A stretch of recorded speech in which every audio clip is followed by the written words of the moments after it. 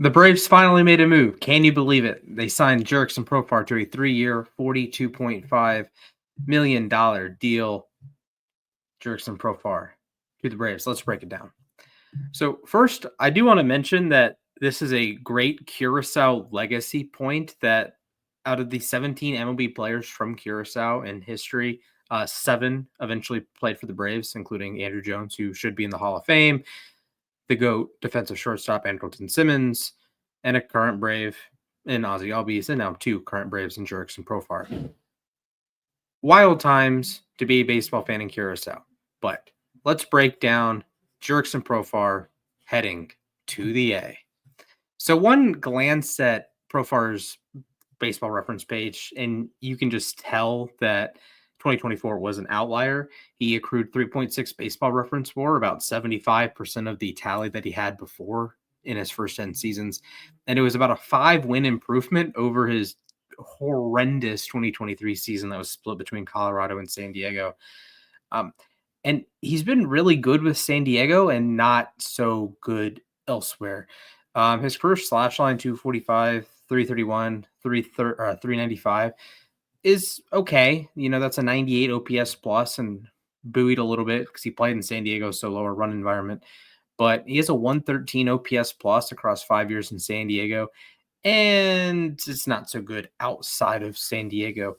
So the profile himself for Profar, great plate discipline, 10% walk rate for his career, been 11% in the last couple of years, and that's really his big tool, right? But in terms of the traditional 5 tools, hit for contact, hit for power, speed, fielding, arm, he's not the most toolsy of players. He has above average contact. I think he could be a 270 hitter, a 275 hitter, an average power. Last year he showed a power surge. He had 24 home runs at a 179 ISO.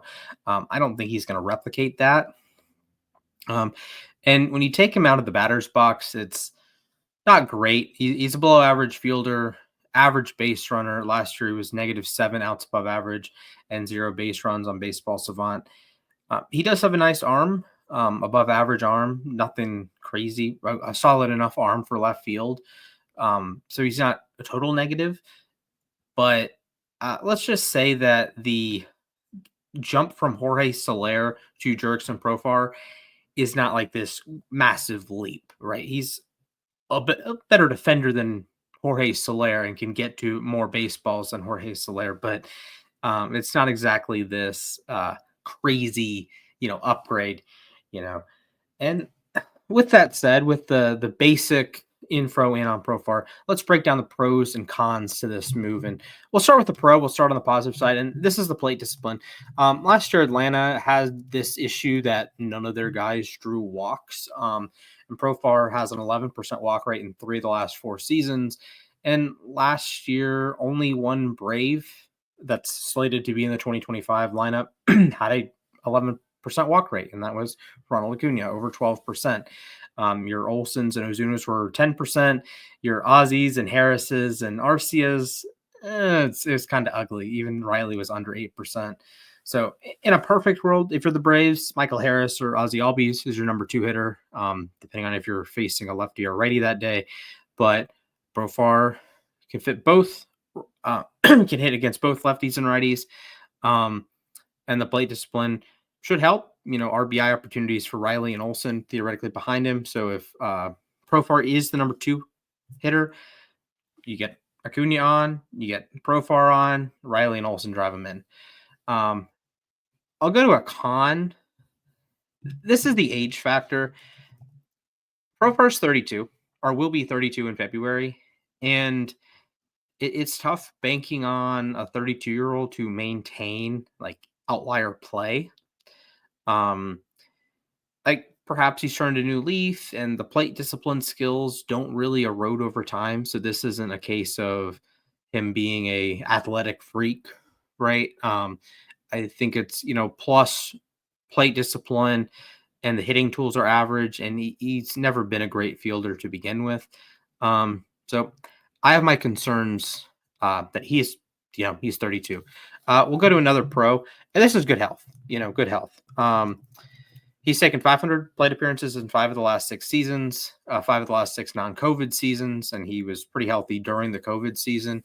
And in an outfield with Michael Harris, who is incapable of playing 150 games, and Ronald Acuna, who has torn his ACL in 2 out of 4 seasons, you need some health. You need some, you know, like to use an NFL example, you need someone to just take the bulk of the carries. And I think it's important for the Braves to just have someone to take the bulk of the left field plate appearances, right? You can mix in Kelnick and you can mix in any prospects that shoot up through the system.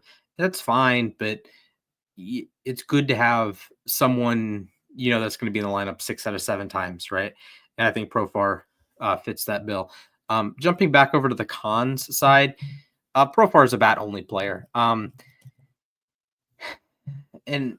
it's left field, so you care less about the base running and the defense. It's more of an offensive position, but you still aren't going to get a whole lot out of the non-bat aspects of Profar's game.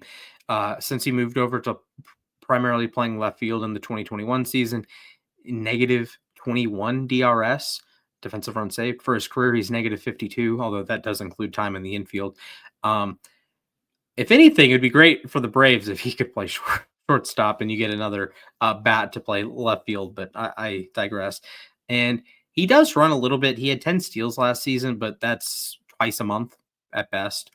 So doesn't really move the needle there. And he's not the fastest player, not someone I think he was going to go out and just steal bases. You just like pick his spots, more of a savvy base runner, more of a Carlos Santana, Freddie Freeman base runner than like a speed demon, So it's fine. It's like that's just not a big aspect of his game. And Atlanta really struggled to score runs last year without Acuna and without these, disruptors on the base paths. So Harris wasn't really stealing bases. Ozzie didn't really steal bases. Of course, they had their fits of not being healthy, but Profar is more of that 2024 type of player that he's really just bringing the bat. Might steal a base here or there, but he's not going to really get it going on the base paths. And my final pro here is that Profar is a switch hitter, like Ozzie Albies. So you have lots of versatility in that lineup, but with 2 switch hitters. You have righties, you have lefties, and Profar is very even. For his career, his OPS as a lefty is just 1 point higher than it is as a righty, and it's a little bit of a different spread. A little bit more power from the left side, a career 155 ISO, which is about league average. He gets on base a little bit better from the right side. So all in all, it ends up being about the same OPS. Last year, he was a lot better from the right side, but he was over an 800 OPS from both sides. So very consistent. Even if the shape of that production is a little bit different, both of them are valid hitters to have in the 2-hole. If he plays it somewhere between his career baseline and what he did last year. Of course, if he's below his baseline, then he's not going to be the 2-hitter. But having that versatility, I mentioned it earlier with Harris and Ozzie potentially being that 2-hole hitter, depending on the handedness of the pitcher. Well, Profar can just do it both, right? So you have Acuna 1, Profar 2, regardless, lefty or righty, Riley 3, Olsen 4, Ozuna 5. You break up the righty lefties, or you break up righties and lefties when you're facing right-handed pitching. When you face left-handed pitching, you have Profar in to break up it'd be right switch. It would be right switch, right, left, right. And then 6 through 9, you have another switch hitter in Ozzie. You have a lefty in Michael Harris. Your catcher, Sean Murphy, and Orlando Arcia, of course, is a righty. So being a switch hitter, I'll take it. And the next con for me is 2024 is an outlier season.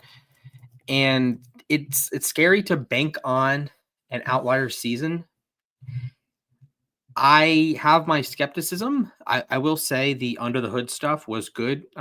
We saw a swing adjustment. Profar talked to Fernando Tatis Sr., made a swing adjustment. You can see a bigger leg kick, and the data shows that something worked. He hit the ball a lot harder than he had previously. He was in the top 10 percentile in expected WOBA.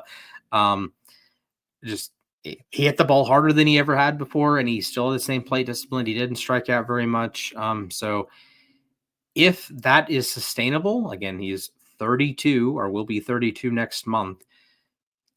I have some reservations. I don't think this is some slam dunk genius AA plus signing. But I think it's a good signing. I wish Atlanta had done a little bit more this offseason. You have the Dodgers spending all the money.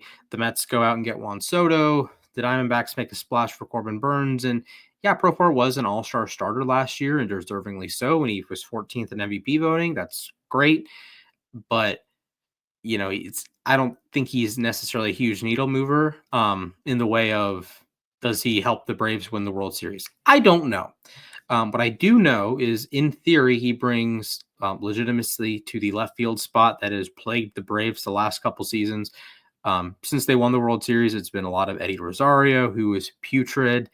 Then you have your Jorge Soler played it a little bit. Adam Duvall played it a little bit.